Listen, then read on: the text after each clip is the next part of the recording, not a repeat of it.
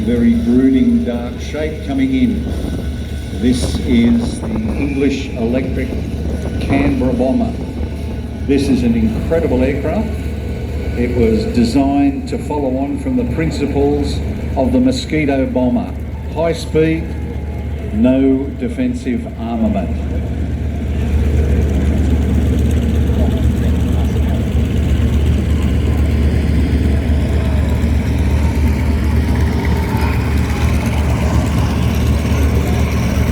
Now this aircraft is flown today by Air Chief Marshal Mark Binskin, retired. He's the former Chief of Air Force and also the Chief of the Defence Force. He's gone over to the dark side actually, because all of his life he's been a fighter pilot, first with the Navy and then with the Air Force, and now he has become a bomber pilot. But this has got a bit of performance to it, and at least a pair of jets. The aircraft, as I said, first came into being as an unarmed high-speed bomber, and it was designed to radar bomb. But because of the technology at the time not being up to speed, they actually put a bomb aimer's position in the nose, exactly the same as they did with the World War II bombers. And if you have a look, you can see that plexiglass there. It's powered by a couple of 6,500 pound thrust Rolls-Royce Avon jet engines. And we actually did build these aircraft here in Australia as part of the government aircraft factory. About 48, I believe we built. Yep. And it was produced here in Australia, also in the UK and America, who produced it as the Martin B-57. Absolutely huge bomb bay. It could carry 6 750 pound bombs, 4 in the bomb bay and 2 on the outer wings, because those positions were designed to carry large fuel tanks.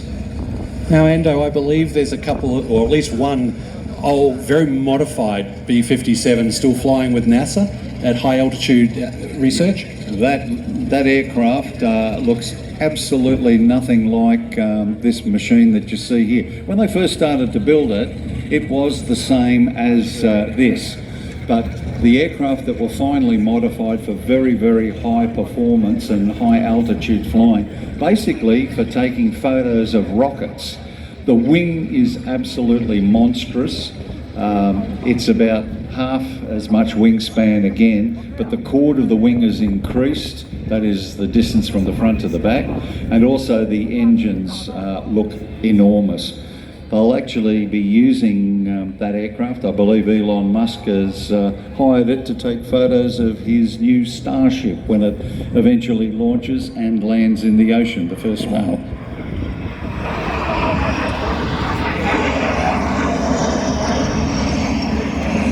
Now, Ando, I believe back in the 1950s, an RAF with the British climbed to over 70,000 feet and took out a number of records.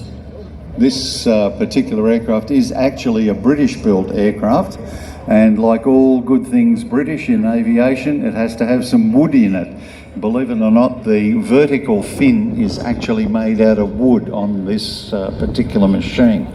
It was built in the UK, and it served with number 100 Squadron over there, which is rather ironic because it is currently flying with number 100 Squadron RAAF. Now, 100 Squadron was formed as an historic squadron to commemorate the 100th anniversary of the Royal Australian Air Force, formed from the elements of the Temora Aviation Museum.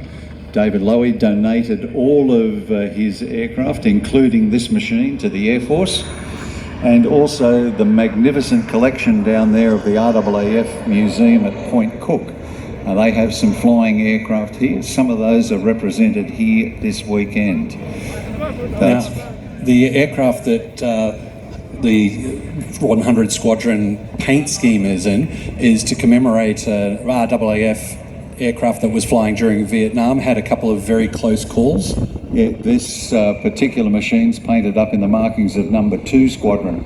They were operating out of Butterworth in Malaya, and then they were transferred to Phan Rang Bay in Vietnam, where they were operating with a squadron of Phantoms.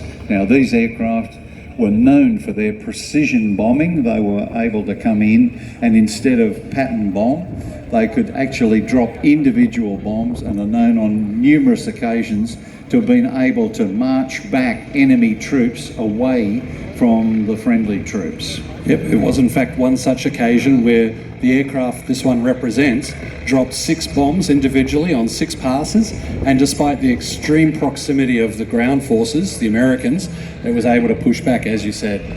If you have a look on the wingtips, you can just see the little bomb racks there that would take a 750-pound bomb. 2 of the Canberras were lost up there due to enemy action. One of those aircraft was only recovered in 2009. Nobody knew what had actually happened to it. And when the bodies of the pilot and the navigator, bomb aimer, were returned to Australia, this particular aircraft was present at Richmond for the repatriation. Well, you said that Benny, former fighter pilot, now a bomber pilot, I believe he also has a rather more sedate aircraft, a bird dog. Yes, he does. He is one of the owners of the most formidable aircraft ever to fly in the US Air Force inventory.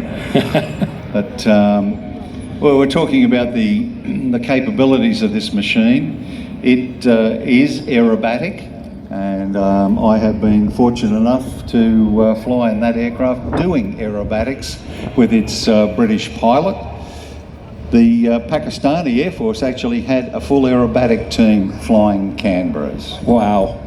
Now look to your right, ladies and gentlemen, look at that beautiful constellation.